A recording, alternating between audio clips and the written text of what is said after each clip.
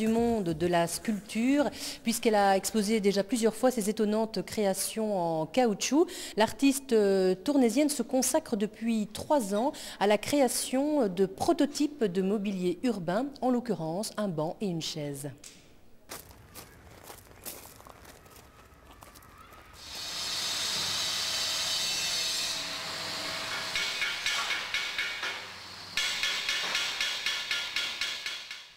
Vous me promettez ça pour quand?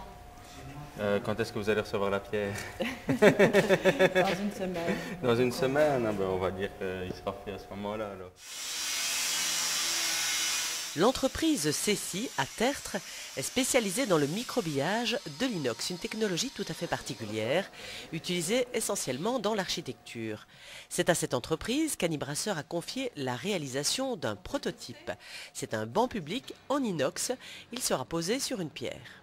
C'est un peu ce qui est chouette dans ce travail, quoi, hein. C'est un peu le défi à relever. On est parti sur une tôle, une bande complète qu'on a chauffée pour lui donner la forme souhaitée.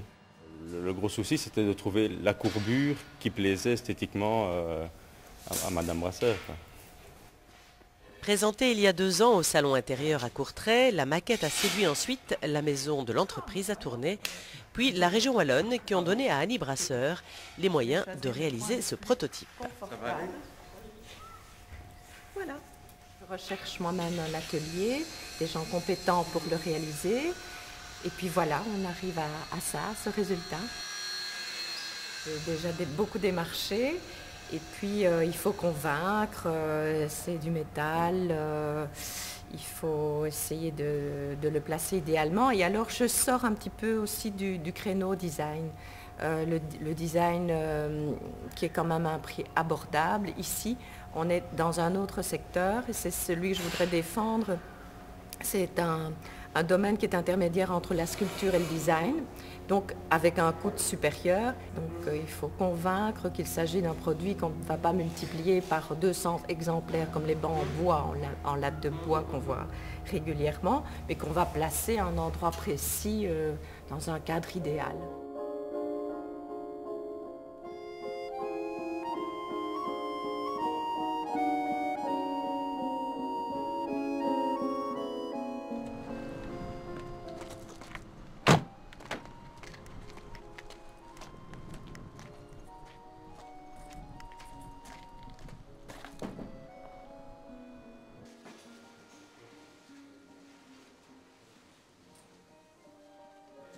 Dans l'atelier de Jean-Jacques Le Breton, situé à Orques, à quelques pas de chez elle, Annie Brasseur achève la pigmentation d'une chaise en carbone, destinée également au lieu public.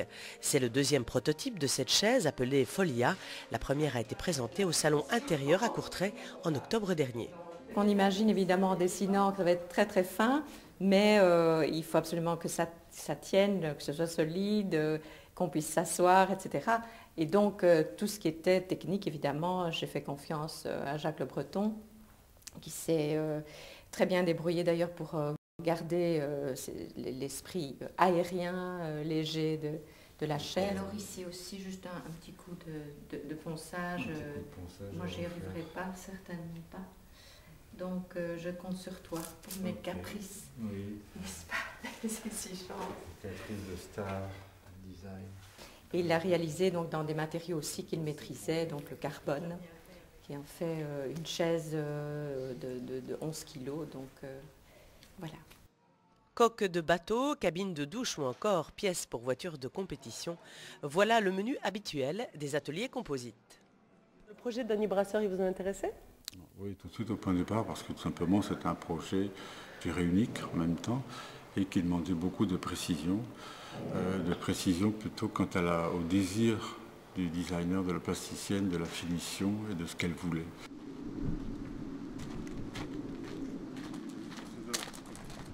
Depuis le début, j'ai trouvé la forme très, très marrante, très originale.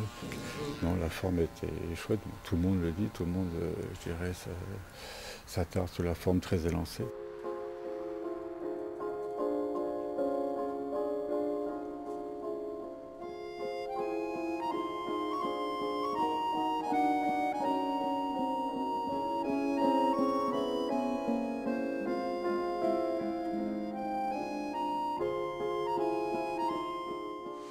bien.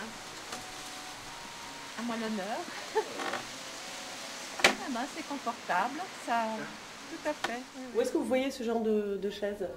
Eh bien, dans des halls d'entrée, soit des banques, des halls, des salles d'attente, des gares, d'aéroports. Enfin, et on est très très bien assis, elle est assez confortable, mais c'est une chaise d'attente. Hein. Il ne faut pas s'attendre à un rocking chair.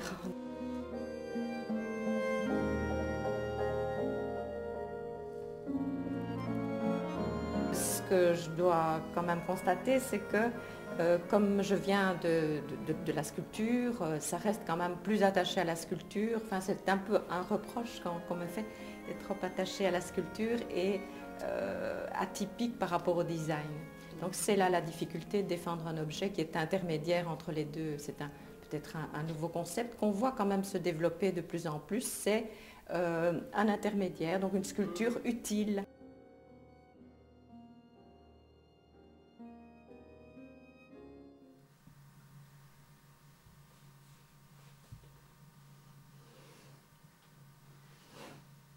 Vos premières amours, c'est le croquis? Oui, je dessine depuis toujours. J'ai essayé de maintenir cet exercice régulièrement. Donc je pratique le croquis d'après modèle vivant. Et ça m'aide aussi à dessiner plus librement des grandes courbes qui visent plutôt l'espace, donc des tracés avec du métal et qui prolongent, enfin le trait finalement est prolongé dans la sculpture à l'extérieur, mais c'est toujours linéaire. La courbe, c'est votre leitmotiv? Sans doute, c'est elle qui me porte.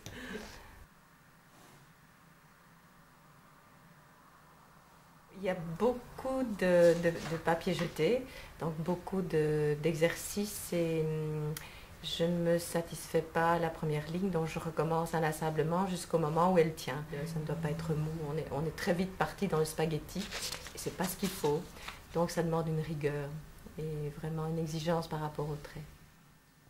Je monte le volume en papier très rapidement et puis tout de suite le métal. Donc je vais dans mon atelier travailler, découper le métal. Et puis on voit si c'est possible, si la forme tient aussi, parce qu'une ligne peut tenir sur le papier, pas nécessairement en volume, il faut voir les équilibres. Et puis on va voir un artisan. Et voilà, et ça s'est très bien passé pour moi puisque j'ai trouvé des collaborations heureuses.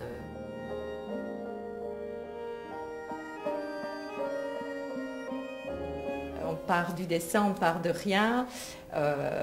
Au départ, il n'y a qu'une petite feuille, un gribouillis, et puis on arrive à l'objet. Sinon, c'est très très riche. Et puis de rencontrer aussi des gens qui comprennent le travail et ce qui fait finalement que c'est une aventure jubilatoire.